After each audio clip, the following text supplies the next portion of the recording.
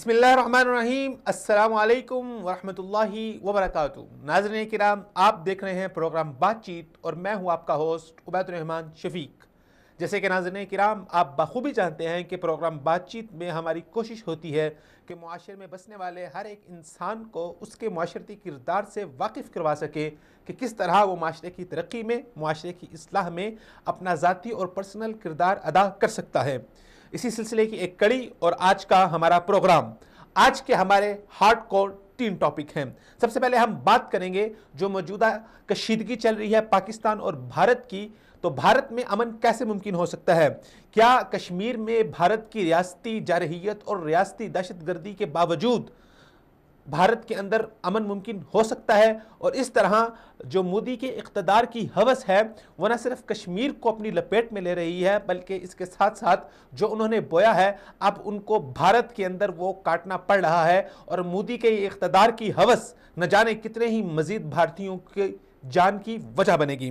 دوسرا ہمارا آج کا ہارڈ کور ٹاپک، جیسے کہ آپ حضرات کو پتہ ہے کہ حکومت وقت نے جتنی بھی کل عدم تنظیمیں موجود ہیں ان کے خلاف ایک بہت بڑا کریک ڈاؤن شروع کیا ہے، اور اس کریک ڈاؤن کے اندر جہاں پر وہ مسلح ملیشیا جن کے خلاف پہلے سے ہمیں رپورٹس ملتی آئی ہیں اور جہاں پر پہلے بھی یہ لسٹیں آ چکی ہیں، وہ کس طرح سے کام کر رہی تھی اور اس سے پہلے جو حکومتیں تھیں انہوں نے اس کے اوپر باقاعدہ سے کارروائی نہیں کی، اور جو اب کارروائی ہونے جا رہی ہے کیا وہ بھارت کے پریشر میں ہو رہی ہے، کیا وہ عالمی پریشر میں ہو رہی ہے، اور اس مسئلے کا صحیح حل کیسے ممکن ہو سکتا ہے؟ کیونکہ اس میں سے بہت سی تنظیمیں ایسی ہیں جنہوں نے فلاحی حوالے سے، عوام کی ترقی کے حوالے سے بہت زیادہ کام کیا ہے، اور ان کے نظریاتی کارکن کثیر تعداد میں موجود ہیں، تو ان کے کارکنوں کے اندر اس وقت شدید غم و غصہ ہے کئی حکومت اس معاملے کو کسی غلط سمت نہ لے جائے۔ تو اس کا صحیح اور درست حل کیا ہو سکتا ہے، اس کے اوپر بھی ہم بات کریں گے۔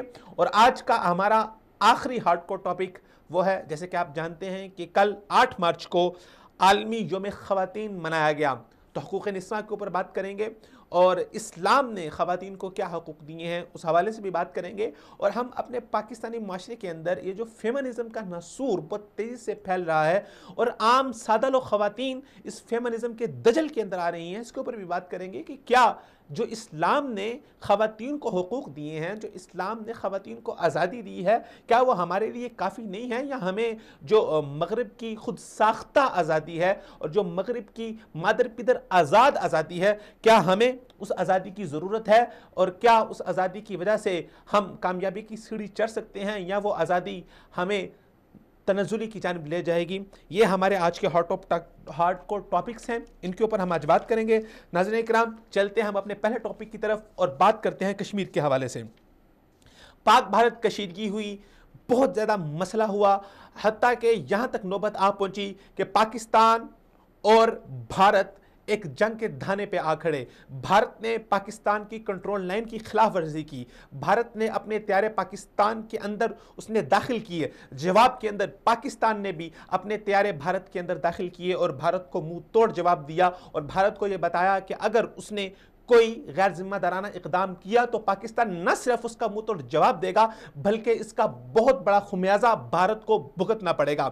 اس کے بعد آگے چل کے بہت بڑی خبر آئی، جو ایک بہت بڑی سٹوری تھی جس نے پورے عالم کو، پوری دنیا کو ہلا کے رکھ دیا۔ وہ پاکستانی وزیر خارجہ کی طرف سے یہ بیان جاری کیا گیا کہ بھارت نے اسرائیل اور ایک اور ملک جس کا انہوں نے نام نہیں لیا، ہم اس کے اوپر بھی بات کریں گے کہ وہ کون سا ملک ہو سکتا ہے، انہوں نے کہا کہ بھارت اور اسرائیل نے مل کے 7 سے 8 پاکستانی اہم مقامات کو نہ صرف اپنے نشانے پہ رکھا بلکہ ان کا پورا ارادہ تھا کہ وہ اپنے بیلسٹک میزائل کے ذریعے سے، اور ہو سکتا ہے کہ اس میں کوئی میزائل جوہری ہتھیاروں کے اوپر بھی مشتمل ہو سکتا تھا، وہ پاکستان کے اہم نشانوں کو ہدف بنانا چاہتے تھے، جس میں اسرائیل کی پوری مدد شامل تھی، اور ایک اور تیسرا ملک بھی تھا۔ کچھ ماہرین کا کہنا ہے کہ وہ ملک امریکہ ہو سکتا ہے، کیونکہ امریکہ کسی صورت بھی اس خطے کے اندر پاکستان اور چین کی شراکت سے جو ایک اتنا بڑا کوریڈور بننے جا رہا ہے وہ امریکہ کو کسی صورت نہیں بھا رہا، اور اکثر ماہرین کی یہ رائے تھی کہ بیہائنڈ دا سین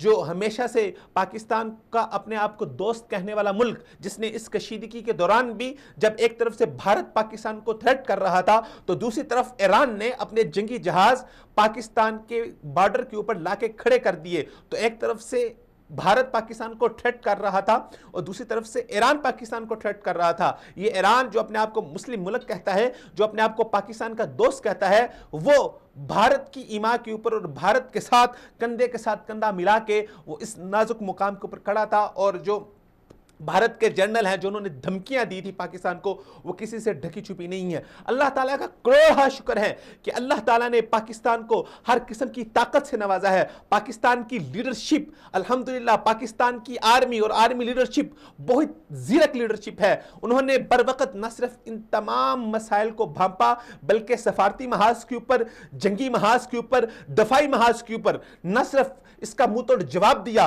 बल्कि ऐसी हिकमत अमली अपनाई कि आज पूरी दुनिया पाकिस्तान के एजाज को मान रही है। आज पूरी दुनिया पाकिस्तान की सलाहियतों का एतराफ कर रही है। और उसके बाद ये सारा सिनेरियो जब क्रिएट हो रहा था तो पिछले हफ्ते भारत ने फिर वायलेशन करने की कोशिश की गई। पाकिस्तान नेवी की तरफ से जो बाकायदा एक वीडियो जारी की गई जिसमें भारतीय सबमरीन पाकिस्तानी पानियों में दाखिल होना चाहती थी। और ये सबमरीन, आपको मैं बताता चलूं कि ये कोई आम सबमरीन नहीं थी, कोई आम आबदोज नहीं थी। ये वो आबदोज थी जिसके अंदर भारत के एटमी हथियार मौजूद थे। अब ये देखिए, ये पूरा एक सिनेरियो है भारत का जो आलमी मीडिया को जा रहा है, जो आलमी बरादरी को जा रहा है। दूसरी तरफ पाकिस्तान ने उनका पायलट छोड़ा। पाकिस्तान ने हर महाज के ऊपर भारत से अमन का हाथ उनके आगे किया, उनके साथ दोस्ती करना चाहिए, उनको अमन का पैगाम दिया। और पूरी दुनिया ने इस पैगाम को बहुत सराहा। हत्ता के आलमी तौर पे बरतानिया की पार्लियामेंट के अंदर बाकायदा तौर पे पाकिस्तानी वजीर आज़म के इस इक़दाम की तारीफ की गई और दूसरी जानिब भारतीय वजीर आज़म के इस इक़दाम को भरपूर उसकी मजम्मत की गई। ये पूरा एक सिनेरियो था जो मैंने आपके सामने पेश किया। अब आइए हम मसले की असल हकीकत की तरफ चलते हैं कि असल मसला है क्या। भारत में ये जो आए रोज़ दहशतगर्दी हो जाती है और उसके बाद भारत बगैर कुछ सोचे समझे सिर्फ और सिर्फ उसका मलबा पाकिस्तान के ऊपर डाल देता है, पाकिस्तान को मुर्द इल्ज़ाम ठहराता है कि पाकिस्तान अपने मुल्क में बैठ के उसने कुछ ऐसी मलेशियाएं उसकी वो सरपरस्ती कर रहा है, कुछ ऐसे ग्रुपों की सरपरस्ती कर रहा है जो भारत के अंदर तरह तरह के मजालिम ढाते हैं, जो भारत के अंदर तरह तरह की दहशतगर्दाना कार्रवाइयां करते हैं।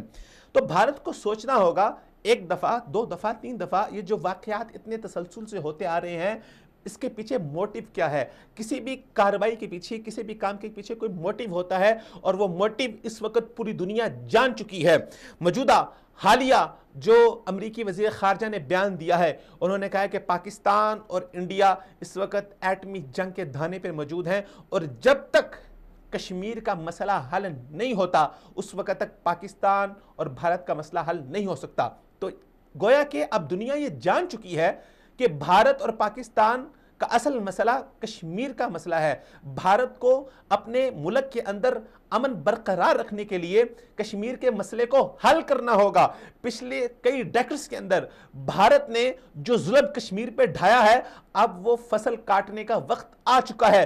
अब कश्मीरी लबरेज हो चुके हैं। उनके जो जुल्म भारत ने किया है उसकी तमाम हदें खत्म हो चुकी हैं। अब उनके पास कोई और चारा नहीं बचा कि वो अपने खिलाफ होने वाले मजालिम का जवाब दें। और वो जवाब किस सूरत में देंगे? अभी वो बहुत कम सूरत में जवाब दे रहे हैं, अभी उनकी ताकत बहुत कम है, अभी वो कमजोर हैं। और आहिस्ता आहिस्ता जिस कदर भारत का जुल्म बढ़ेगा, भारत ने अभी भी होश के नाखून नहीं लिए, इस सब के बावजूद भारत ने दोबारा से कश्मीरियों के ऊपर मजीद मजालिम शुरू कर दिए। पिछले 2 हफ्ते से कश्मीर के अंदर बहुत बड़ा क्रैकडाउन हो रहा है भारत की जानिब से। पूरे कश्मीर के अंदर कर्फ्यू नाफिज है, न सिर्फ कश्मीर के अंदर बल्कि भारत के हैदराबाद, दक्कन के अंदर, भारत की यूनिवर्सिटियों के अंदर, न्यू दिल्ली की यूनिवर्सिटियों के अंदर, मुंबई की यूनिवर्सिटियों के अंदर, वहां पे मौजूद जो कश्मीरी तलबा हैं, वो मासूम तलबा जो वहां पर पढ़ने के लिए आए हैं, वो मासूम मजदूर, वो लोग जो वहां पर अपनी मेहनत करते हैं। एक वीडियो बहुत वायरल हुई जिसके अंदर एक मजदूर सड़क के किनारे बैठ के अपना फ्रूट बेच रहा था, अपनी सब्जियां बेच रहा था, लेकिन भारत के गुमाश्तों ने, रियासती दहशतगर्दों ने, मैं इनको रियासती दहशतगर्द कहूंगा, उन्होंने उस गरीब इंसान को मार मार के, उसको सोटियां मार के, उसको डंडे मार के लहू लुहान कर दिया। यह है भारत का असल चेहरा। भारत अभी भी सबक नहीं सीख रहा। फिर उसके बाद हैदराबाद, दक्कन के अंदर एक और बहुत ही मुअज्जज वकील जो सिर्फ اتنی رائے رکھتے تھے کہ کشمیریوں کو ان کا حق رائے دہی استعمال کرنے کی اجازت دینی چاہیے. صرف اتنے سے جملے کے اوپر بھارتی انتہا پسندانہ ہندوؤں نے، بی جے پی کے گماشتوں نے اس کے چیمبر کے اندر گھس کے اس وکیل کو نہ صرف مانا بلکہ اس کو تشدد کا نشانہ بنایا. بھارت ابھی بھی اپنی غلطیوں سے سیکھ نہیں رہا. بھارت کو سیکھنا ہوگا، بھارت کو سمجھنا ہوگا کہ کشمیر میں موجود جو بھارتی جارحیت ہے، جو بھارتی دہشت گردی ہے، اس کے باوجود بھارت میں امن کیسے ممکن ہو سکتا ہے؟ جناب مودی صاحب، آپ بھول جائیں کہ کشمیریوں کے اوپر آپ ظلم کریں اور اس کے بعد وہ رد عمل میں کوئی جواب نہ دیں. ایک وقت ہوتا ہے، ایک ظلم کی انتہا ہوتی ہے، ایک برداشت کی انتہا ہوتی ہے. آپ ظلم پہ ظلم کیے جا رہے ہیں. کشمیری نوجوان اس کو برداشت کرتے آ رہے تھے، لیکن اب ان کی برداشت کی انتہا ختم ہو چکی ہے. یہ پورے کا پورا ڈرامہ جو رچایا گیا پلوامہ کے واقعے کے اوپر، کیا آپ کو نہیں پتا کہ پلوامہ کے واقعے کے اندر جس لڑکے نے، جس نوجوان نے وہاں پر خودکش حملہ کیا، جس نے اقدامی کارروائی کی، وہ وہاں کا نوجوان تھا؟ آپ اس کی ہسٹری اٹھا کے دیکھیں. یہ وہی نوجوان تھا جس کو وہاں پہ موجود آپ کے ریاستی دہشت گردوں نے، فوج کی شکل کے اندر درندوں نے اس کو تشدد کا نشانہ بنایا تھا.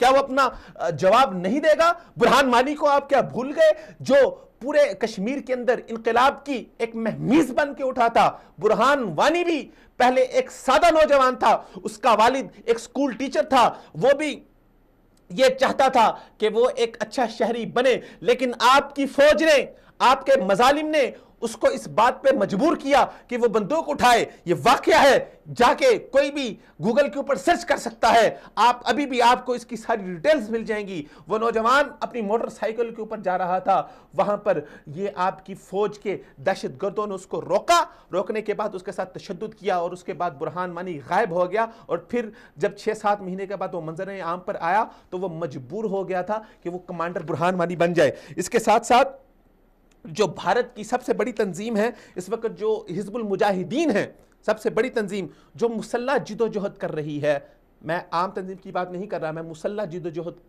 والی تنظیم کی بات کر رہا ہوں. اس کے جو امیر ہیں سید صلاح، کیا آپ ان کو جانتے ہیں؟ وہ کون ہیں؟ وہ بھی وہ ایک پڑھا لکھا نوجوان ہے. اس نے پولیٹیکل سائنس کے اندر ماسٹر کیا ہوا ہے.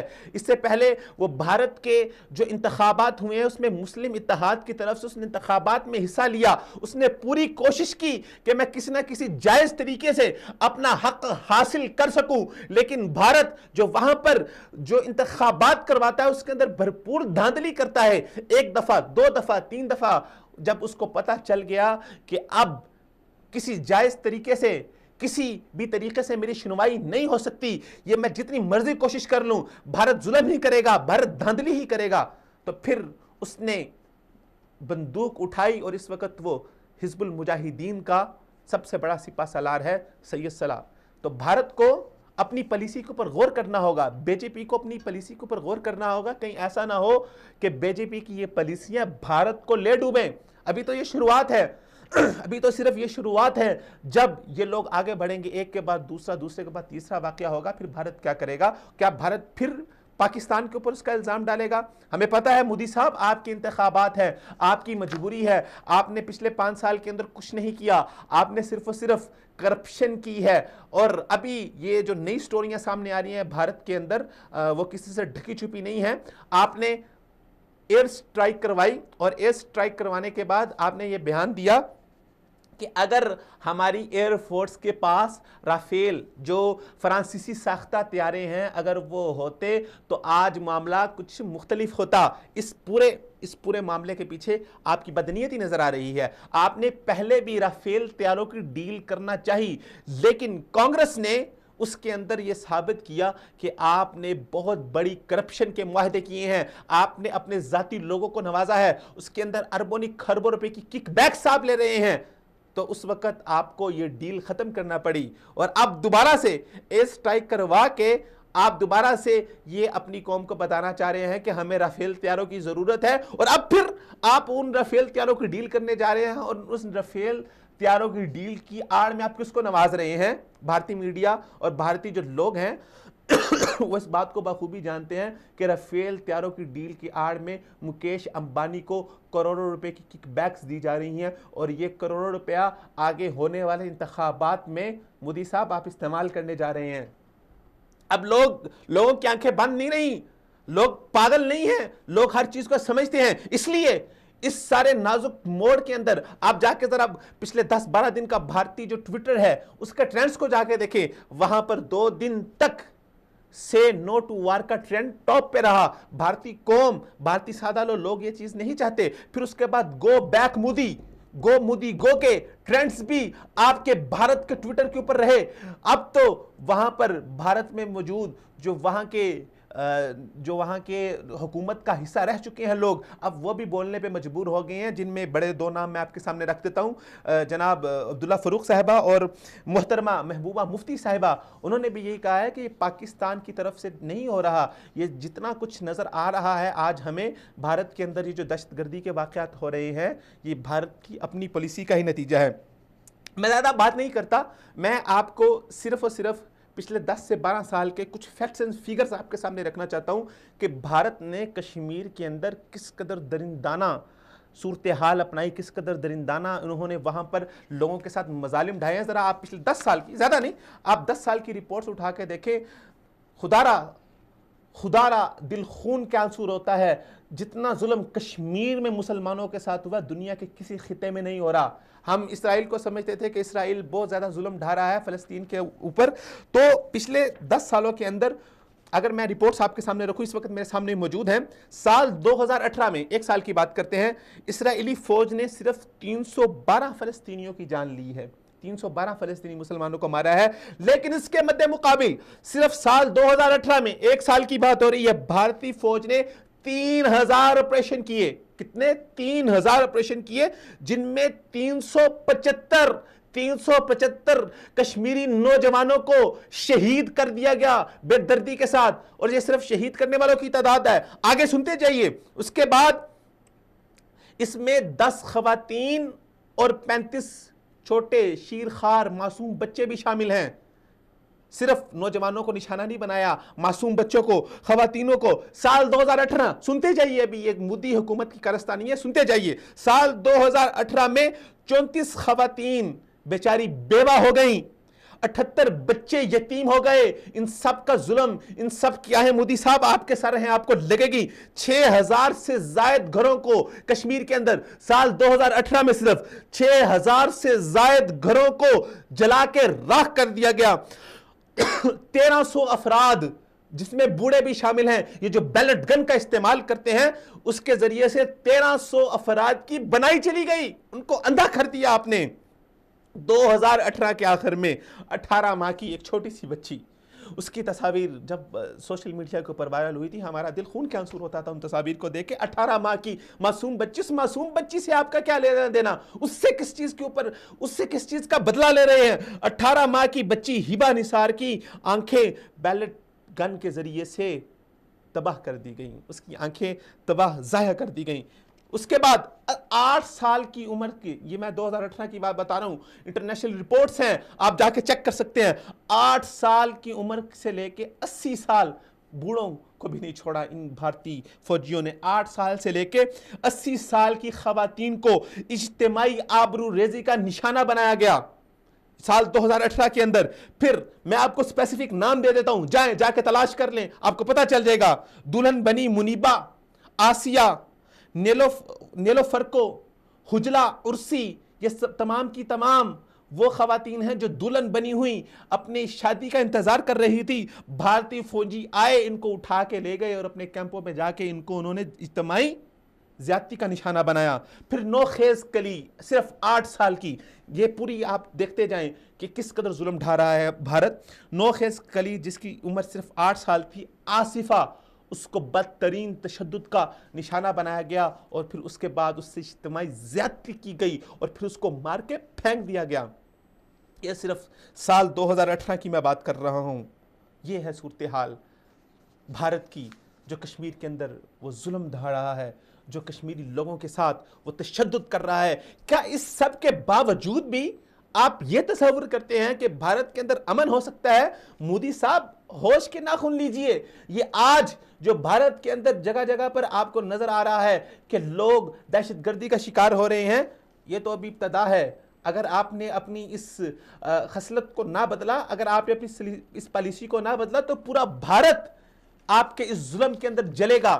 سال 2018 کے اندر آپ نے ظلم کے سارے ریکارڈ توڑ دیے, اور یہی وہ رپورٹس ہیں جن کی بنا کے اوپر جب اقوام متحدہ کے ہیومن رائٹس کمیشن کے جو سیکرٹری تھے, جب وہ رپورٹس پوری دنیا کے سامنے رکھ رہے تھے, جب وہ یہی 8 سال سے 80 سالہ خواتین کو اجتماعی زیادتی کا نشانہ بنانے والی یہ رپورٹس جب ان کے سامنے آئی, انہوں نے دنیا کے آگے رکھی, تو ان کے اندر اتنی سکت نہیں تھی, اتنی ہمت نہیں تھی کہ ان کی زبان لڑکھڑائے بغیر ان رپورٹس کو پڑھ سکے. وہ انسان وہاں پر رونے پہ مجبور ہو گیا. ویڈیو پوری دنیا کے سامنے ہے, پوری دنیا نے دیکھی ہے. پھر اس کے باوجود آپ پاکستان کو ہدف تنقید بناتے ہیں, آپ پاکستان کو مورد الزام ٹھہراتے ہیں. مودی صاحب, اپنی پالیسیوں پہ غور کیجئے, خدا را اپنی پالیسیوں پہ غور کیجئے. اس خطے کے اوپر امن رہنے دیجئے. آپ کی یہ پالیسی اس پورے خطے کے امن کے لیے بہت زیادہ خطرناک ہے. اس سے پورے خطے کا امن برباد ہوگا, اس سے پورے خطے کا امن تباہ ہوگا. تو خدا را اپنی اس پالیسی کے اوپر غور کیجئے. ناظرین کرام, یہاں پر وقت ہوا ہے مختصر سی بریک کا, تو ملتے ہیں آپ سے ایک چھوٹی سی بریک کے بعد.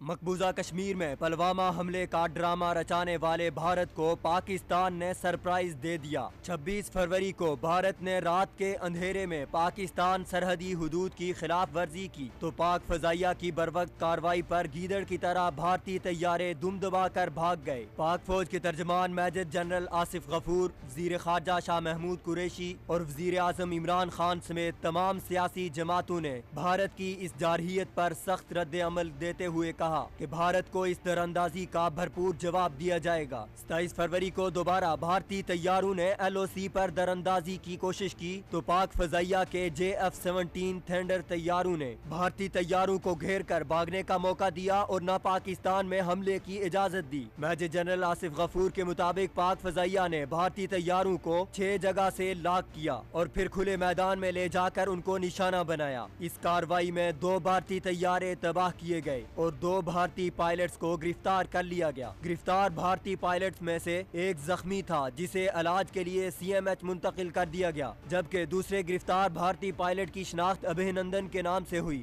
جس نے ایک ویڈیو اعترافی بیان میں خود کو بھارتی فوج کا افسر بتایا. My name is Wing Commander Abhinandan. My service number is 27981. I am a flying pilot and my religion is Hindu.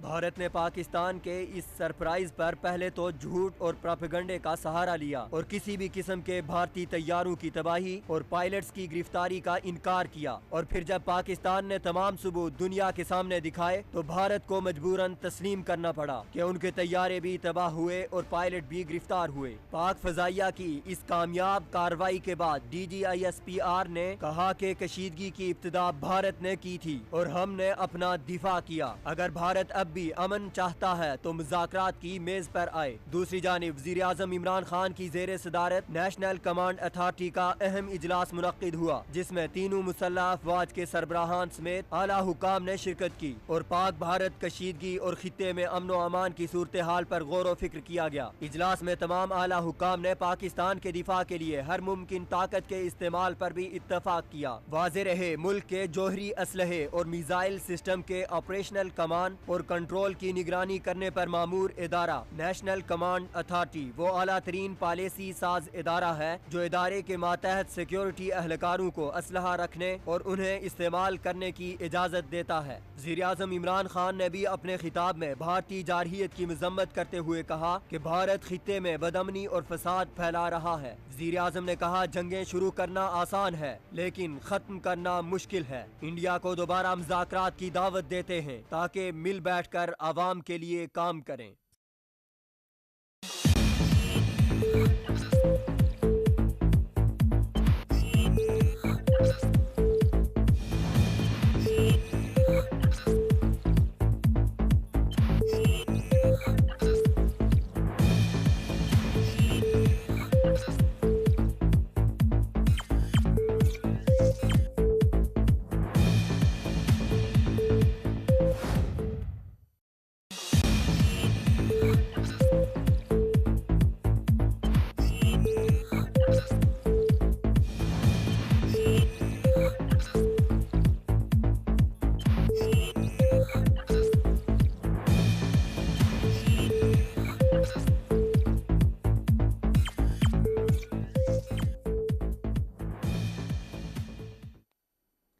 Welcome back ناظرین، پروگرام میں آپ کو ایک مرتبہ پھر سے خوش آمدید کرتے ہیں۔ بریک پہ جانے سے پہلے ہم بات کر رہے تھے کہ بھارت نے کشمیر میں جو ریاستی دہشت گردی پھیلا رکھی ہے اس سب کے باوجود بھارت میں امن کیسے ممکن ہو سکتا ہے۔ تو اس کا پوری بحث کا خلاصہ یہی تھا کہ اگر بھارت اپنا امن چاہتا ہے، اگر بھارت اپنی ترقی کے سلسلے کو اسی طرح برقرار رکھنا چاہتا ہے تو اس کو مسئلہ کشمیر حل کرنا ہوگا، کشمیریوں کو ان کا رائے حق دہی دینا ہوگا، اور تب جا کے بھارت کے اندر بھی امن ہوگا، اس پورے خطے میں بھی امن ہوگا۔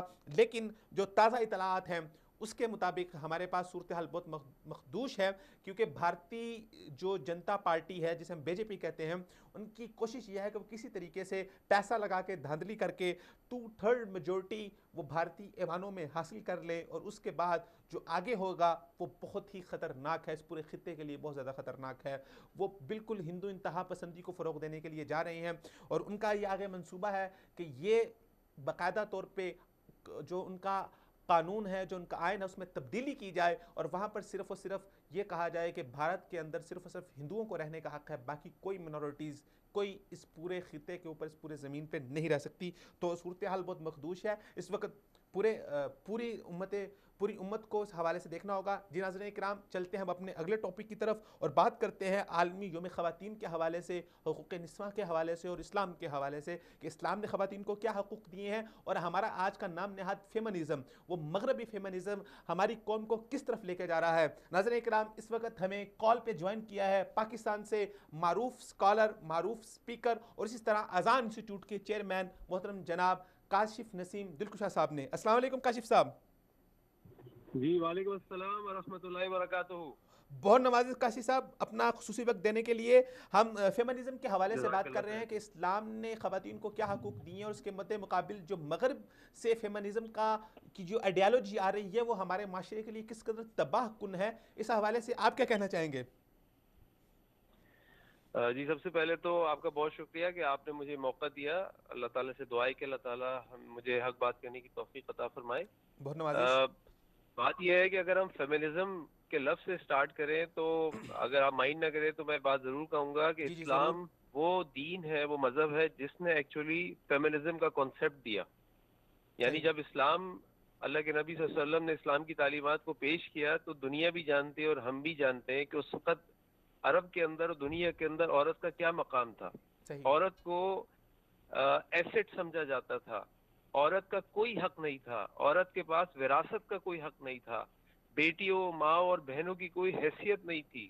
یہ اسلام وہ مذہب تھا جس نے حقیقت میں عورت کو اس کا مقام دیا اور لوگوں کو بتایا کہ اللہ کے ہاں مرد و عورت دونوں جنت کے حقدار ہیں اگر وہ اللہ کے بتائے ہوئے طریقے سے اپنی زندگی کو گزاریں اور اسلام پر عمل کریں. عورت نے اسلام نے عورت کو وراثت میں حق دیا. اسلام نے مردوں کو بولا کہ تم میں سے بہترین لوگ وہ ہیں جو اپنی بیویوں کے ساتھ اچھے ہیں. اسلام نے مردوں کو بولا کہ ماں کے پاؤں تلے جنت ہے. اسلام نے مردوں کو بولا کہ اپنی بیٹیوں کی تربیت پہ جنت ہے. اس سے بڑھ کے فیمنزم اور کون دے گا؟ لیکن آج اس فیمنزم کی ہم بات کرتے ہیں جس سے دنیا متاثر ہے یا جس کی وجہ سے یہ ساری چیزیں ہیں، اس کا حال آپ یہ دیکھیے کہ وہ عورت کو جو اس کی شرم و حیا تھی، جو کسی معاشرے کی شرم و حیا تھی، اس کو تباہ برباد کر دیا. آج اس کو ایک کموڈٹی بنا دیا اور آج اس کو ایک کمرشلی اس کو یوز کیا جاتا ہے، اس دن کو اور اس نعرے کو. تو میں سمجھتا ہوں کہ ہمیں اگر کسی بھی چیز کو، جیسے دنیا کے معاملات میں ہم سمجھتے ہیں کہ اگر کوئی کسی چیز کو کریٹ کرتا ہے یا کسی آئیڈیا کو پیش کرتا ہے تو آپ کو اسی کے پاس جانا پڑتا ہے اس کو سمجھنے کے لیے اور اس کو بہترین طریقے سے استعمال کرنے کے لیے. جبکہ آج اللہ تعالیٰ نے ہمیں جو تخلیق فرمایا ہے، ہم قرآن میں تو دیکھیں تو صحیح، اللہ تعالیٰ نے کیا مقام دیا عورت کو. اسلام کہیں یہ نہیں کہتا کہ عورت مرد سے کسی بھی معنی میں جنت کے اعتبار سے، کامیابی کے اعتبار سے پیچھے ہے. اسلام صرف یہ کہتا ہے کہ دونوں کے اپنے رول ہیں. ایک باغ کے اندر چنبیلی کا پھول بھی ہے اور اسی باغ کے اندر گلاب کا پھول بھی ہے. دونوں ہی پھول ہیں لیکن دونوں پھولوں کی اپنی تاثیر، اپنی خوشبو، اپنی حیثیت ہے، اپنا رنگ ہے. تو لہٰذا اسلام فیمنزم کو پروموٹ کرتا ہے، فیمنزم کو ڈس الاؤ نہیں کرتا، لیکن جو پروموٹ کرتا ہے رسپیکٹیبل وے میں پروموٹ کرتا ہے، اس کو اس کی حیثیت اچھا کاشف صاحب، عطا آپ فرماتا ہے. ماشاءاللہ سے ایک سوشل ایکٹیوسٹ ہیں اور آپ کا ادارہ بہت ہی سوشل اویئرنیس پھیلا رہا ہے. جیسے کہ آپ نے بھی فرمایا کہ اسلام نے فیمنزم کا نظریہ دیا اور وہ بہت ہی پاکیزہ نظریہ ہے جو معاشرے کی ترقی کے لیے بہت ضروری ہے. اس کے مد مقابل جو مغربی نظریہ ہے وہ معاشرتی تباہی کی طرف جا رہا ہے. لیکن آپ کیا سمجھتے ہیں کہ کہاں پر کمی اور خامی رہ گئی کہ جو اسلام کا صحیح فیمنزم کا نظریہ تھا وہ اچھے طریقے سے سپریڈ نہیں ہو پایا، اور اس چیز کے اندر ہمیں دیکھنے میں آ رہا ہے کہ کمی ہونے کے بجائے اضافہ ہو رہا ہے دن بدن؟ جی میں سمجھتا ہوں کہ اس میں کئی زاویوں سے اس کو دیکھا جا سکتا ہے. ایک زاویہ تو اس کو دیکھنے کا یہ ہے کہ جو دین اسلام کے ماننے والے ہیں انہوں نے خود اپنی تعلیمات کو بھلا دیا اور عورت کے ساتھ زیادتی کی، نمبر ایک. نمبر دو، دین اسلام کی جو دشمن طاقتیں ہیں یا جو بھی دشمن ہیں انہوں نے دین اسلام کو بدنام کرنے کے لیے دین اسلام کا ایک خاص مفہوم اور ایک خاص تصویر لوگوں کے سامنے پیش کی جو کہ حقیقت کے بالکل منافی ہے، جس کی وجہ سے آج لوگ یہ سمجھتے ہیں کہ فیمنزم کا نعرہ اسلام کا نہیں بلکہ سیکولرزم کا نعرہ ہے، بلکہ حقیقت میں نعرہ اسلام کا نعرہ ہے. تو ہمیں کرنا یہ چاہیے کہ ہم بحیثیت مسلمان ہم کو اپنی عورتوں کے ساتھ اچھا سلوک کرنا چاہیے، ان کے حقوق دینے چاہیے اور ہر پیمانے کے اوپر عورتوں کے حقوق کے بارے میں بات کرنی چاہیے. آج جہاں پہ ہمارے ملک کے اندر، پاکستان کے اندر، جہاں کچھ خواتین نے، کچھ ہماری بہنوں نے لا علمی کی بنیاد کے اوپر جس بے حیائی کے ساتھ اپنے حقوق کا مطالبہ کیا، وہاں ہماری کچھ سمجھدار اور دیندار بہنوں نے بڑی نفاست، بڑے پاکیزہ الفاظ کے ساتھ بھی اپنے حقوق کا مطالبہ کیا. انہوں نے مطالبہ کیا ہمیں گھر سے باہر کرو، ہمیں گھر کے ملازم نہ بناؤ. انہوں نے مطالبہ کیا ہمیں ہماری عزت دو، ہماری حیثیت دو، وراثت میں ہمارا مال دو، ہمارا حق دو. تو باتوں سے ہی آپ اندازہ کر سکتے ہیں کہ کس کے پاس کیسا اخلاقی معیار اور کیا اس کی ترجیحات ہیں. کاشف صاحب، آپ جیسے ماشاءاللہ اس حوالے سے کام کر رہے ہیں عملی طور پہ، تو آپ نے اس حوالے سے بہت سے سیمینارز بھی کروائے اور بہت سی ورکشاپس بھی ماشاءاللہ آپ کرواتے رہتے ہیں. تو اوورآل جب لوگوں کو آپ صحیح نظریہ بتاتے ہیں تو لوگوں کا آگے سے رسپانس کیا ہوتا ہے؟ وہ کیا کہتے ہیں کہ ہم ابھی تک غفلت کے اندر تھے، یا وہ آگے سے کچھ ریسٹرکٹ کرتے ہیں؟ دیکھیے جی، میں تو اس بات کا بہت حد تک قائل ہوں کہ آج جو اکثریت ہے لوگوں کی جو اسلام کے مخالف ہے یا اسلامی تعلیمات کے مخالف ہے یا اسلام کو دنیا کے معاملات سے دور سمجھتے ہیں، اس کی وجہ لا علمی ہے.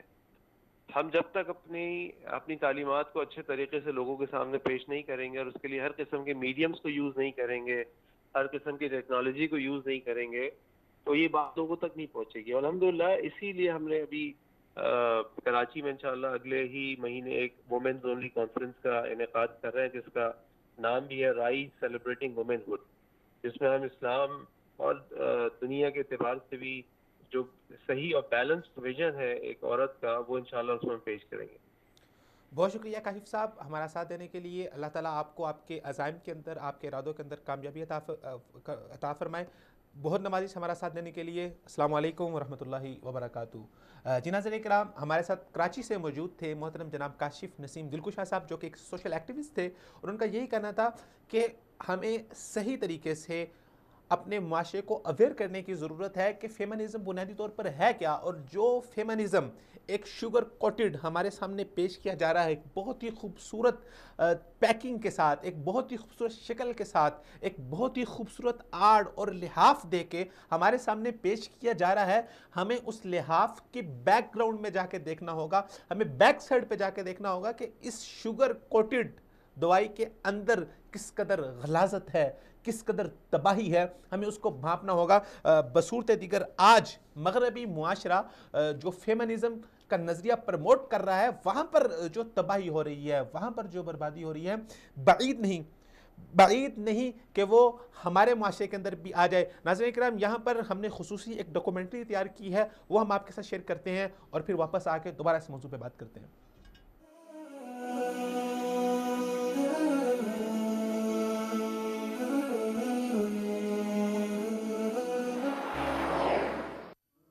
पाकिस्तान में बहुत से फितनों में से एक फितना फेमिनिज्म भी आहिस्ता आहिस्ता सर उठा रहा है। फेमिनिज्म नजरियात रखने वाली खवातीन खुद को फेमिनिस्ट कहलाती हैं। अगरचे मर्द हजरात भी इस नजरिए के कायल हो सकते हैं, मगर ये नजरिया खवातीन के मुताल्लिक होने के सबब इस फितने से ज्यादा खवातीन मुतासिर हो रही हैं। फेमिनिज्म दरअसल चार्ल्स फॉरियर का वो नजरिया है जिसमें खवातीन को मर्दों के बराबर हुकूक दिलवाने की जद्दोजहद और इस पर कारबंद रहने का दावा किया जाता है। ये नजरिया 18वीं सदी के चौथे अशरे में फ्रांस, बरतानिया और फिर यूरोप और अमेरिका में फैला। 19वीं सदी के आगाज में अमेरिका और कुर्बो जवार में फेमिनिस्ट इनकलाब के नाम पर कुछ कोशिशें भी हुई, मगर ताहाल इस नजरिए को किसी भी सोसाइटी में पजीराई नहीं मिल सकी, क्योंकि इस नजरिए के तहत खवातीन को वो बराबरी भी दिलवाने की कोशिश की जाती है जो फितरत के मुताबिक भी नहीं। चार्ल्स फॉरियर के नजरिए के मुताबिक खवातीन को बराबर तनख्वाह, रोजगार, इख्तियार, हुकूमत और सरकारी और समाजी ओहदों में बराबर हिस्सादार रखना था। लेकिन इस नजरिए को आगे बढ़ाने वालों ने औरत को निस्वानियत से भी इनकारी बनाने की कोशिश की। इन कोशिशों में लिबास, तराश खराश, हुलिया, बूदोबाश के साथ साथ मर्दों के साथ मुकाबला करने की जहनियत साजी भी की गई, और धीरे धीरे इस ज़हनियत ने औरत को अपना खाना खुद बना लो की इस्तिलाह तक पहुंचा दिया। ये अजीबो गरीब इस्तिलाह वतन अजीज के दारुल हुकूमत इस्लामाबाद में 8 मार्च 2018 को आलमी योम खवातीन के मौके पर सामने आई, जब कुछ बैरूनी एनजीओ से मुंसलिक खवातीन फेमिनिज्म का इजहार करने के लिए सड़कों पर निकली और वुमेन एम्पावरमेंट के नाम पर फेमिनिज्म का दजल बयान किया गया। दीन और मशरकी रवायात से बेबहरा खवातीन को बहकाने के लिए खवातीन को मर्द की बराबरी दिलाने के नाम पर अपना खाना खुद गरम कर लो, अपना काम खुद कर लो और दीगर कई गैर इखलाकी नारों से मुज़य्यन प्ले कार्ड उठाकर एहतजाज किया गया। हैरत अंगेज तौर पर मुल्की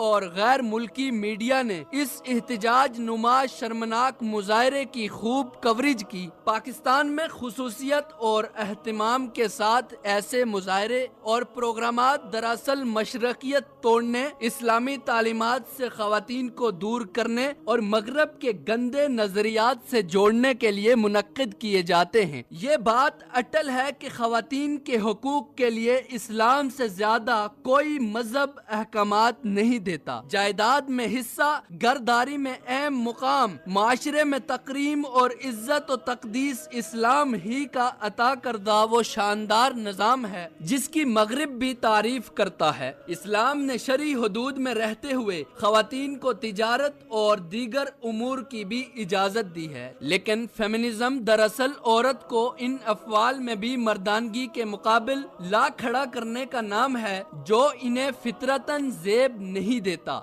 इस्लाम ने औरत के नान नफके, रहन सहन और जरूरियात की तमाम तर जिम्मेदारी मर्दों पर आयद की है। ये हर मर्द का फर्ज है कि घर की औरत की जरूरियात का शरी हुदूद में अपनी इस्तिताअत के मुताबिक ہر طرح سے خیال رکھے، لیکن فیمنزم در حقیقت لبرلزم اور سیکولرزم سے بھی اگلا سٹیج ہے، جہاں عورت کو اس کی فطرت کے مخالف سمت میں چلانے پر ورگلایا جاتا ہے۔ مسلمان معاشرے سے جنگ و جدل میں فتیاب نہ ہونے کے بعد معاشرے میں بگاڑ کے لیے تہذیبی جنگ لڑی جا رہی ہے، اور بدقسمتی سے اس جنگ میں مسلمان اور خاص کر کے مشرقی تہذیب تاحال شکست کھا رہی ہے۔ مغربی تہذیب اس پر غالب آتی جا رہی ہے۔ یہی وجہ ہے کہ اب ایسے حیا باختہ مظاہرے بھی معمول کا حصہ بنتے جا رہے ہیں، جس میں عالمی مغربی ایجنڈے کی تکمیل میں اہم کردار ادا کرنے والا میڈیا بھی پورے کا پورا حصے دار ہے۔ ایسے پروگرامات کی کوریج سے گھروں میں بیٹھ کر اپنی تعلیم، گھریلو معاملات اور نظام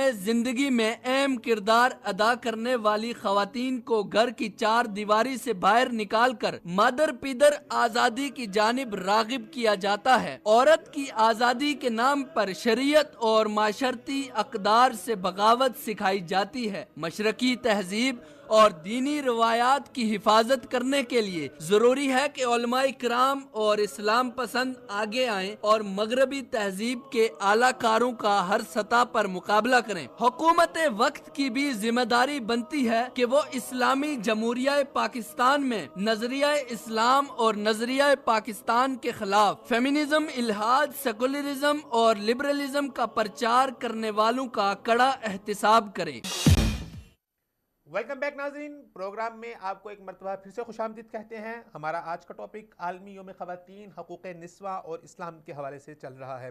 آپ نے ہماری طرف سے بنائی گئی خصوصی رپورٹ دیکھی جس میں یہی بتایا گیا کہ فیمنزم بنیادی طور پہ ایک مغربی اصطلاح ہے، اور جس کی وجہ سے ہمارے معاشرے کے اندر بہت ہی اخلاق باختگی پھیل رہی ہے، اور خواتین کو، معصوم گھریلو خواتین کو ان کو گمراہ کرنے کی کوشش کی جا رہی ہے۔ اگر ہم عالمی یوم خواتین کے حوالے سے بات کریں تو ہر سال 8 مارچ کو خواتین کا عالمی دن منایا جاتا ہے، اور اس کے پیچھے جو تاریخ ہے اس میں سب سے پہلے 1908 کے اندر روس کی فیکٹریوں میں کام کرنے والی خواتین کے ساتھ بہت ہی بدترین سلوک کیا جاتا تھا۔ ان کو ان کے کام کرنے کی اجرت صحیح طرح سے نہیں دی جاتی تھی، اور اس طرح ان کے مد مقابل مرد جو ہیں وہ 8 گھنٹے ڈیوٹی کیا کرتے تھے، اور خواتین 10 سے 12 گھنٹے کی ڈیوٹی کیا کرتی تھیں، جس پہ انہیں کوئی اضافی اوور ٹائم بھی نہیں ملتا تھا۔ تو یہ ایک عرصے تک یہ ظلم چلتا رہا روس کے اندر خواتین کے ساتھ، اور آخر کار انہوں نے 1908 میں اپنے مظاہروں کا آغاز کیا، جس میں انہوں نے اپنے حقوق حاصل کرنے کا مطالبہ کیا۔ پھر اس کے بعد 28 فروری 1909 کے اندر خواتین کا پہلا عالمی دن امریکہ کے اندر منایا گیا، اور اس سے پہلے جو خواتین کے ساتھ سلوک امریکہ میں ہوتا تھا وہ بھی ایک انسانیت سوز سلوک تھا۔ ایک لمبی اس کی داستان اور ایک تاریخ ہے، میں تفصیلات میں نہیں جانا چاہتا۔ بالآخر کرتے کراتے خواتین نے ایک بہت بڑی تحریک چلائی، اس میں ایک بہت بڑا ہاتھ انقلاب فرانس کا ہے۔ اس دوران بھی خواتین کے ساتھ بہت زیادہ مظالم ہوتے تھے، اور خواتین اکٹھی ہوئی اس ظلم کے خلاف، اور انہوں نے اپنے حق حاصل کرنے کے لیے انہوں نے ایک موومنٹ سٹارٹ کی، اور خیر وہ موومنٹ اب یہاں تک آ پہنچی ہے کہ جو ان کی حدود تھی وہ اپنی حدود سے بھی آگے نکل گئی ہیں۔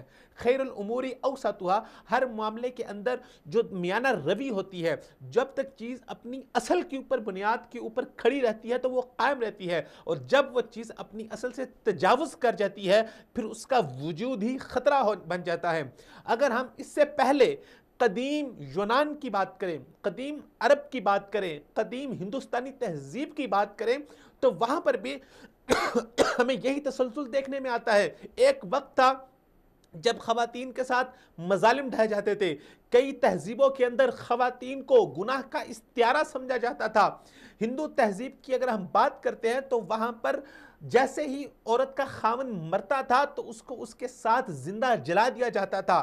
یونانی تہذیب کے اندر خاتون کو ایک تجارتی سامان سمجھا جاتا تھا، اور وہاں ایک مرد کو یہ باقاعدہ حق حاصل تھا کہ جس طرح بازار کے اندر آپ اپنا گھریلو سامان بیچ سکتے ہیں، اسی طرح آپ اپنی خاتون کو بھی بازار میں جا کے کسی بھی دام پہ بیچ سکتے ہیں۔ تو یہ پورا ایک سینیریو تھا. اس کے بعد انہوں نے اپنے ظلم کا بدلہ لینے کے لیے یا اپنے حقوق حاصل کرنے کے لیے جب انہوں نے اپنی تحریک اٹھائی تو وہ اس تحریک میں اس قدر آگے چلی گئیں کہ جو ان کے حق نہیں تھے انہوں نے اپنے حقوق سے تجاوز کرنا شروع کر دیا.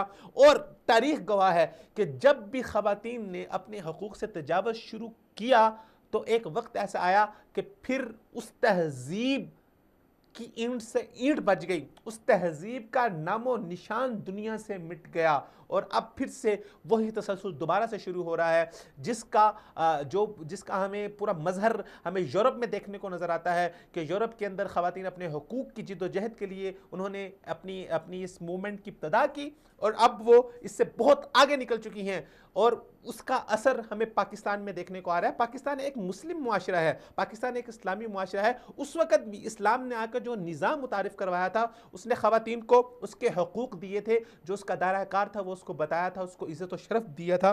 ناظرین کرام, یہاں پر ہمیں پاکستان سے جوائن کیا ہے محترم جناب راجہ ضیاء الحق صاحب نے, جو کہ CEO ہیں یوتھ کلب کے اور اسی طرح ایک سوشل ایکٹیوسٹ ہیں. السلام علیکم جناب راجہ صاحب. جی وعلیکم السلام ورحمۃ اللہ. السلام علیکم. جی وعلیکم السلام ورحمۃ اللہ. بہت نوازش راجہ صاحب, اپنا خصوصی وقت عنایت فرمانے کے لیے.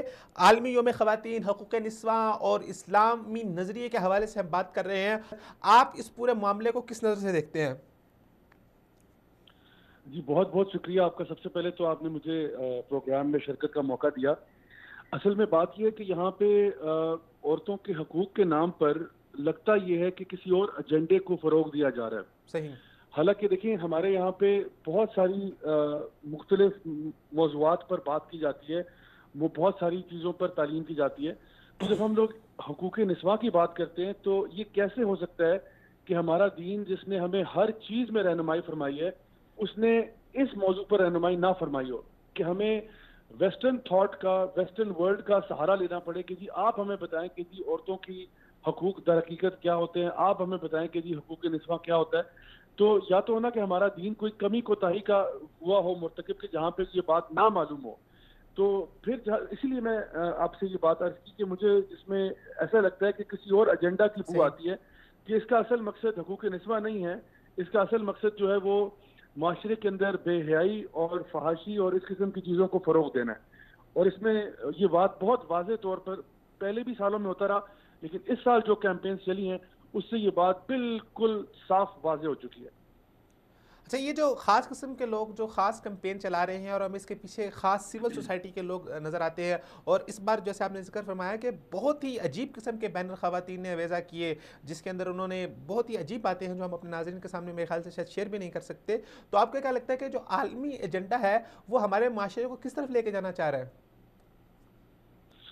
دیکھیے اصل میں یہ جو فیمنسٹ موومنٹ ہے اس کی اگر آپ پوری تاریخ اٹھا کے دیکھیں نا کہ یہ موومنٹ کب شروع ہوئی, کیا اس کا سب کچھ ہوا, اصل میں جو اس کی ڈائریکشن ہے نا, یہ میں آپ کو بنیادی طور پہ بتاؤں کہ یہ اسلام کی جڑوں کو کمزور کرنا اس کا مقصد ہے. اور اس کو میں بہت ہی دو ٹوک الفاظ میں واضح طور پر بتانا چاہتا ہوں, کیونکہ اگر آپ فرسٹ ویو فیمنزم کو پڑھیں گے, پھر سیکنڈ ویو فیمنزم, پھر تھرڈ ویو فیمنزم, اس کے بعد اس وقت جو چل رہا ہے اس کو ہم لوگ فورتھ ویو یا نیو فیمنزم کہتے ہیں. تو شروع میں جب یہ سٹارٹ ہوا تھا, جب فرسٹ ویو تھا, یہ تقریباً آپ کہہ لیں 1800 کی جو سینچری ہے اس کے آخر میں جب سٹارٹ ہوا تھا, تو اس ٹائم پہ جو فیمنسٹ موومنٹ تھی اس سے ہم کئی مطلب اعتبار سے اتفاق بھی کر سکتے ہیں, کیونکہ ان کا مقصد یہ تھا کہ خواتین کو ووٹنگ کا حق دیا جائے, یا خواتین کو جو ہے نا کام کرنے کی اجازت دی جائے, یا ان کو جو ہے نا وراثت میں حصہ دیا جائے.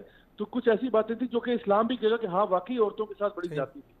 سیکنڈ ویو فیمنزم میں انہوں نے یہ بات تھوڑی آگے لے کے اس کو کہا کہ نہیں, اب جب ہم نے کام کی بات کی ہے عورتوں کی, تو ہر جگہ پر ہر حیثیت میں شانہ بشانہ کرنے کی کوشش کی گئی.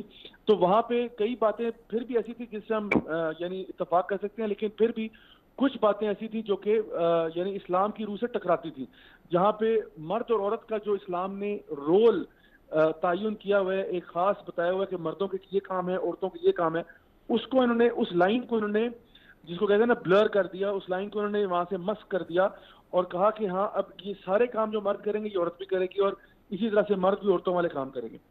اس کے بعد تھرڈ ویو فیمنزم جب آیا تو اس میں انہوں نے کیا کیا کہ انہوں نے پھر یعنی لباس کی آزادی اور عورت کو نکال کر مارکیٹ کی زینت بنانا, بازاروں کی زینت بنانا, لوگوں کی اور مردوں کی یعنی آنکھوں کی ٹھنڈک بنانا, اس کام کے لیے عورتوں کو نکالنا شروع کیا کہ اب ہم تمہیں آزاد کر رہے ہیں, اب تم اس آزادی کے نام پر اپنی جنگیں لڑو, اب اس آزادی کے نام پر تم اپنے حق کے لیے لوگوں سے مطالبے کرو.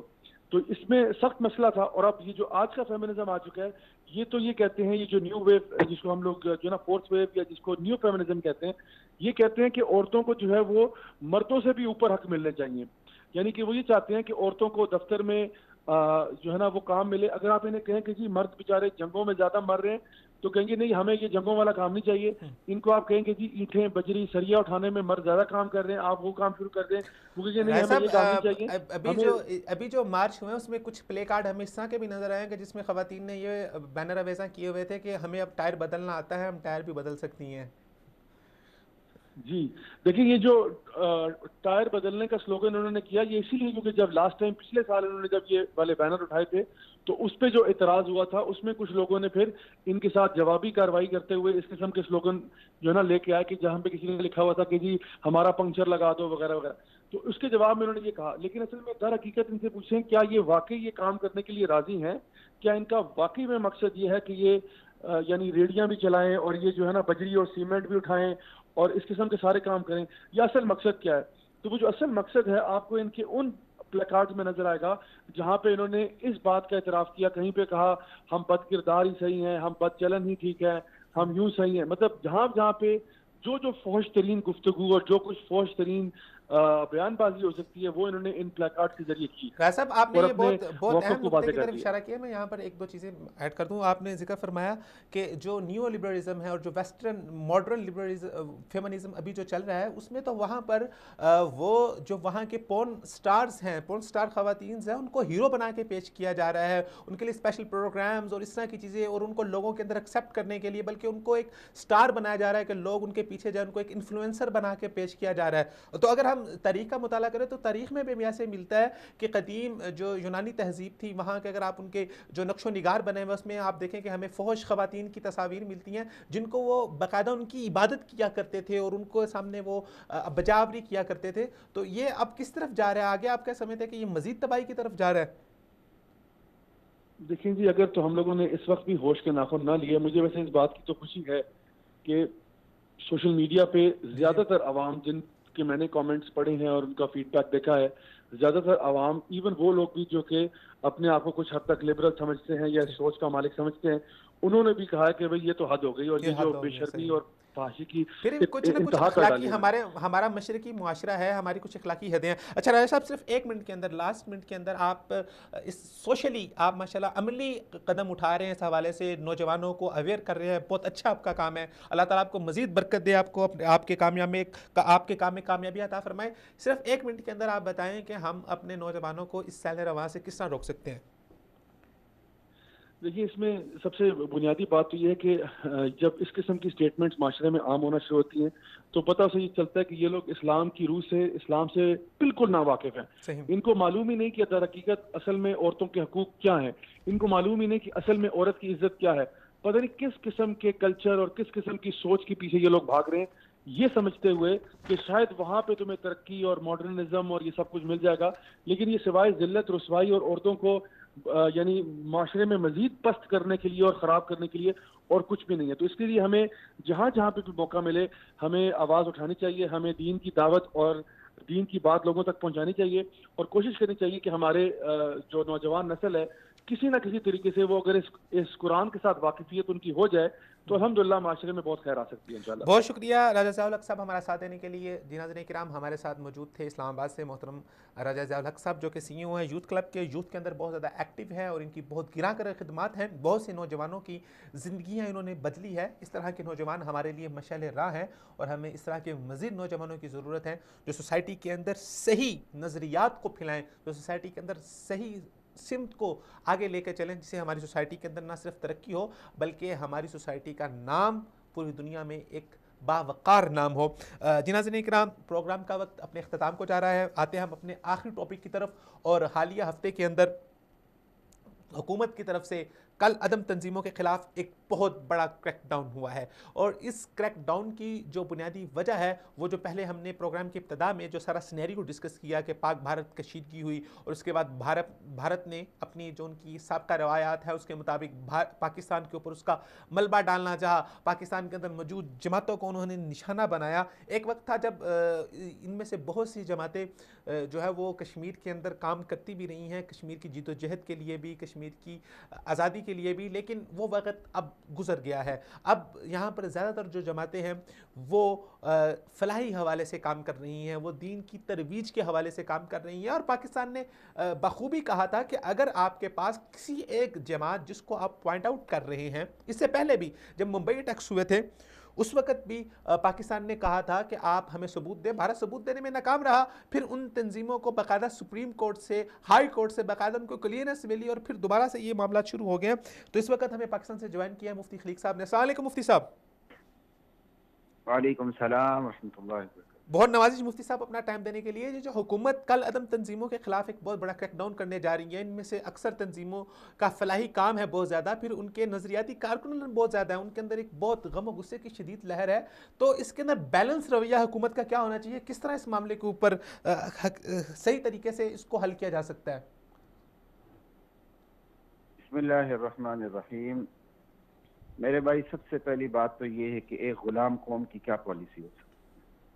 वो गुलाम कौम जो मालियाती इदारों के नीचे लगी हुई है और दुनिया की ताकतों के नीचे उनको परवरदिगार मान रही है, अल्लाह और उसके रसूल से अलल ऐलान जंग कर रही है, पहली बात ये है कि एक हकीकत पसंद होकर सोचें, उसकी अपनी पॉलिसी हो ही नहीं सकती। सही, ये मुमकिन ही नहीं कि उसकी अपनी पॉलिसी हो। और दूसरी बात ये है कि जो लिस्ट सामने आई है, आप उस लिस्ट को देख लें, उस लिस्ट में हर किस्म की तंजीमें शामिल हैं। वाकई दहशतगर्द तंजीमें भी शामिल है, इसमें कोई शक नहीं, लेकिन वाकई फलाही तंजीमें भी शामिल हैं, वाकई खैरखा तंजीमें भी शामिल हैं, वाकई जिहादी तंजीमें भी शामिल हैं, जो अफवाज पाकिस्तान की शाना बशाना तंजीमें खड़ी हैं वो भी शामिल हैं। तो इस लिस्ट से साफ पता चलता है कि हम एक ममलिकत खुदादार पाकिस्तान में नहीं रह रहे, बल्कि ऐसा लगता है जैसे हम किसी मजबूरिस्तान में रह रहे। असल बात जो ये है कि हमारी जो पॉलिसियों का जो संग बुनियाद है वही गलत है। हमारी पॉलिसी का संग बुनियाद हमेशा हमारी मजबूरी रही है और हमेशा वतनियत रही है। हमें अपनी मजबूरियों से निकलना होगा और इस वतनिज़म से, वतनियत से निकल के इस्लाम की तरफ आना होगा, तब जाके हमारी पॉलिसी गो मगो से निकल सकती है, मुनाफकत से निकल सकती है। जिंदा कौमों की तरह अपने फैसले खुद करने होंगे। और इसके साथ साथ मैं ये भी कहूंगा कि वाकई उन तंजीमों पर पाबंदी लगनी चाहिए जो दहशतगर्द हैं, खुसूसन वो तंजीमें जो इंडिया नवाज हैं, वो तंजीमें जो अफगान हुकूमत नवाज हैं, वो तंजीमें जो ईरान नवाज हैं। उन जो तंजीमों पर पाबंदी लगी है हम उसका खैर मकदम करते हैं, और ऐसी तमाम तंजीमों पर वाकई पाबंदी लगनी चाहिए और उनको लगाम देना चाहिए। लेकिन बात यह है कि सबको एक ही लाठी से हाँकना, अपने फलाही इदारों को भी रघीते जाना और उन जिहादी तंजीमों को भी रघीत देना जिन्होंने मुश्किल वक्त में न सिर्फ ममलिकत का दिफा किया बल्कि ममलिकत के तकाजों को सामने रखते हुए अफगान जिहाद में अपना भरपूर किरदार अदा किया। आज भी ममलिकत के जो स्टेक होल्डर्स हैं वो इस बात को अच्छी तरह जानते हैं कि ये लोग ममलिकत के खैरखा हैं, वफादार हैं, ये बदखा नहीं हो सकते, ये गद्दार नहीं हो सकते। और उनसे ममलिकत के स्टेक होल्डर्स बाकायदा ताल्लुक रखते भी हैं, उनको अपने हेडक्वार्टर्स के दौरे कराते भी हैं, फिर उनकी तंजीमों पर पाबंदी लगाते भी हैं। आखिर ये क्या मजाक है? इस मजाक से बाहर निकले के ऊपर पाबंदी लगाए तो फिर ये तो जग हसाई का मौका मिलेगा पूरी दुनिया को कि वही लोग हैं जिनको आप अपने हेडक्वार्टर्स के दौरे करवा रहे हैं, अब आप उनको क्या नाम है, उनको आप पाबंदी लगा रहे हैं। तो ये तो इंडिया के जो उनका इंडिया का बयानिया है उसको तक़वियत मिलेगी इस बात से। बस देखें जी, वही बात हुई कि एक गुलाम कौम की पाबंदी क्या हो सकती। पाबंदी लगानी है तो मेरी शर्मगाह, मेरी मर्जी वालों को लगाएं। पाबंदी लगानी है तो ईरान नवाज और इंडिया नवाज तंजीमों पर लगाएं, और पाबंदी लगानी है उन एनजीओ पे लगाएं जो हमारी अक़दार का, हमारे हया का जनाजा निकाल रहे हैं। अब आप देखें कि कल पाकिस्तान के अंदर जो यौम निस्वा मनाया गया اس کے اندر کس کس قوم کی بیٹیوں نے کس قسم کے بینرز اٹھا رکھے تھے, پلے کارڈ اٹھا رکھے تھے کہ بندہ شرم سے عرق عرق ہو جاتا ہے کہ وہ پڑھ نہیں سکتا, اس کو سنا نہیں سکتا, خود پڑھ نہیں سکتا. اور ریاست مدینہ کے دعوے داروں کے حکومت کے دور میں ایسی چیزیں ہوں. دیکھیں جی, ریاست مدینہ کہنا تو یہ تو ریاست مدینہ کی بہت بڑی توہین ہے. ایسا کہنا نہیں چاہیے, ایسے دعوے نہیں کرنا چاہیے, لیکن اگر کوئی دعوے کرتا ہے تو اس کو کم سے کم ان چیزوں کا ثبوت بھی دینا چاہیے. بہرحال جی صرف ایک ہی بات ہے کہ ان کو اپنی مجبوریوں سے نکلنا ہوگا. علل اعلان منافقانہ پالیسی کو ایک طرف رکھتے ہوئے, اسلام کو بنیاد بناتے ہوئے اپنی خارجہ اور اپنی داخلہ پالیسی کو نئے سرے سے تشکیل دینا ہوگا. اگر یہ لوگ نئے سرے سے تشکیل نہیں دیتے. مفتی صاحب, انڈیا کے اندر ایک پرندہ بھی پر مارتا ہے تو اس کا ملبہ وہ پاکستان کے اوپر ڈال دیتے ہیں, جبکہ پاکستان کے اندر باقاعدہ بلوچستان میں جو انڈیا نواز باقاعدہ ایسی تنظیمیں موجود رہی ہیں جو مسلح تنظیمیں ہیں, پھر ایران نواز ایسی تنظیمیں ہیں جو مسلح تنظیمیں ہیں جنہوں نے بہت زیادہ کارروائیاں کی ہیں. پاکستان کھل کے سامنے کیوں نہیں آتا, ان کو نہیں لے آتا, انڈیا کو مورد الزام کیوں نہیں بناتا, اور عالمی میڈیا اور عالمی برادری کے سامنے اس چیز کو کھول کے کیوں نہیں رکھتا؟ دیکھیں جی, سیدھی سی بات ہے, وہ در نہیں جس پہ سر نہ جھکے, وہ سر نہیں جو ہر در پہ جھکے. جب ہم نے اللہ کے در کو چھوڑ کے پہلے دن سے بغاوت کر لی, اور اس ملک میں پاکستان کا مطلب کیا لا الہ الا اللہ, اللہ کے قانون کو چھوڑ کے 1935 ایکٹ کو بطور آئین ہم نے قبول کر لیا. 56 تک اپنا قانون نہیں بنا سکے, 56 میں بنایا 62 میں توڑ دیا, 62 میں نیا 56 میں بنایا اسے توڑ دیا, پھر 62 میں بنایا اسے ختم کر دیا, پھر 73 میں بنایا اس میں ترمیم کرتے کرتے چلے گئے, یہاں تک کہ قرارداد مقاصد کو ہم بنیادی آرٹیکل قرار نہیں دے سکے, اسے پریمبل کے طور پر رکھا. شہید ضیاءالحق نے جا کے اس کو جب دفعہ بنایا تو ہماری سپریم کورٹ کے جو 3 ججوں کا جو بینچ بیٹھا, اس نے اس کو اس قرارداد پاکستان کی جو دفعہ اس کو سک پہنچائی اور صاف کہا یہ عام دفعات کی طرح ایک دفعہ ہے. دستور کی جو یہ دفعہ ہے قرارداد مقاصد, اس کو دیگر تمام دفعات پر بالادستی حاصل نہیں, یہ عام دفعات کی طرح ایک دفعہ یہاں تک کہہ دیا. تو مجھے بتائیں تو پھر ہماری پالیسی کیا ہو سکتی ہے, اور ہمارا طرز عمل اور ہمارا رویہ کیسا خالص اسلامی ہو سکتا ہے؟ میرے بھائی, نکلنا ہوگا ہمیں اپنی ہی, ہم جو کر رہے ہیں خود ہی کر رہے ہیں, سیدھی سی بات.